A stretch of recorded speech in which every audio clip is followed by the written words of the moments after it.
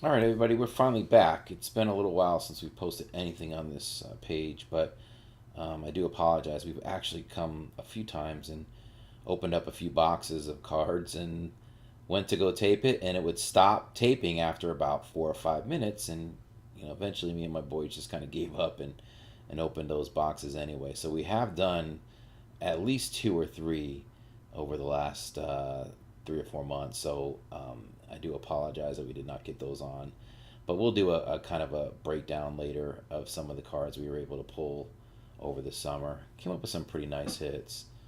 Not quite as nice as the pack hit my brother got yesterday when he went to our local card shop and just got a couple of packs of Heritage 18 and opened one up and walked out of there with a red signature and Duhar numbered to 69. But never, or actually, I can't say I've never had that kind of luck, but it's very, very rare to have something like that. So he was pretty pumped. Told him that should have been my card because I was actually thinking about going by that shop yesterday.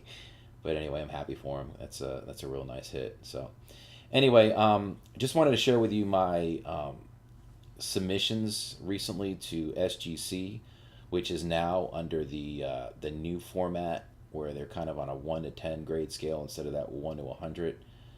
So I think they're at increments of 0.5s in between, just like the PSA's done forever, and also Beckett BGS has done as well. So they're kind of jumping into that game and getting rid of all their 100 point scale. So kind of a good thing, I guess, because it keeps everybody pretty uniform on their grading habits. A little disappointed in the outcome of these two cards I submitted because stuff I would go to SGC on would typically be my pre-war stuff. These two here, one of them is a T206 tobacco card, which is this one here. It's Bill Bailey from it's American Caramel Company. And the issue with this one, it looks like, and according to this one, it's not just this one, but it's also the other one, is the pinhole that or pinholes that are in this particular card. You can see at the top, and let's see here. I feel like my little bow tie camera situation going on here. I noticed in the reflection. But anyway, if I can get this thing to focus, it's kind of easy to see. Let's see here. No, maybe not. But anyway, there's a pinhole on the top, and there's also there's one on the bottom as well. The one on the top actually cuts through the card to the end. So I guess I probably shouldn't have been expecting more than a one. I was just hoping that it would come out. There you go. It's a little bit better. That it would come out as a two, but you can see that top one's, like I said, cut right through the card.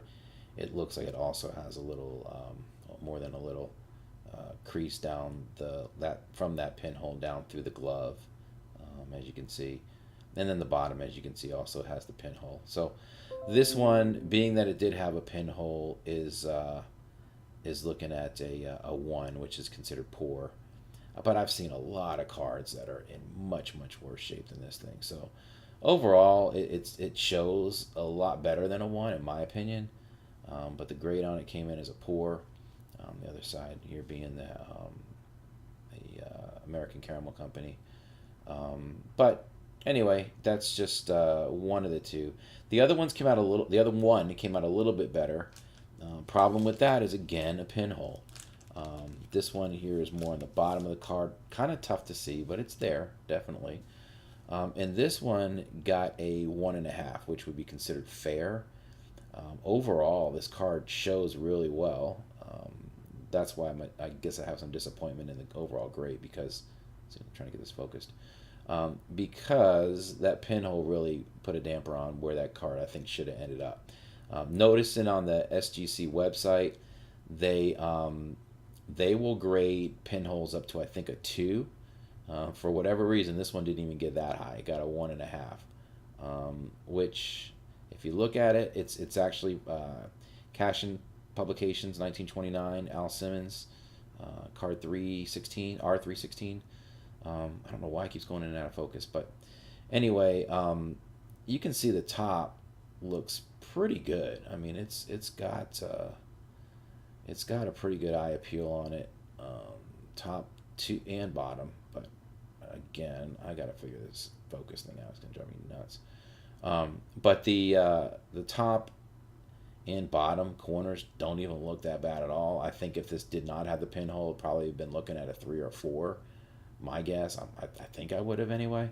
I'll never know, but anyway, the pinhole, if I can get this to focus, is right there, right above my finger, that little mark there.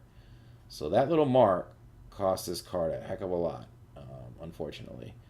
But it is what it is, and that's just the way they grade those things. So just be aware when you have these older cards graded that if somebody stuck a thumbtack in them, put them on a board somewhere early in its earlier life, that's going to have a pretty big effect on how that card's going to get graded. So just thought I'd share that with you.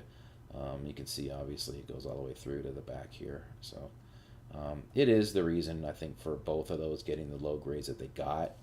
I'm just happy though that they're nice cards as far as eye appeal for the most part, and they're old. I mean, both of them. At least the first one is over 100 years old. This one's approaching 90. So can't complain about that, and they'll just go in the private collection. So anyway, hope you enjoyed. Click like if you like what you saw, and we'll try to get some more out. I promise we'll do some more of these breaks with the kids and get them involved here and hopefully hit something nice here soon.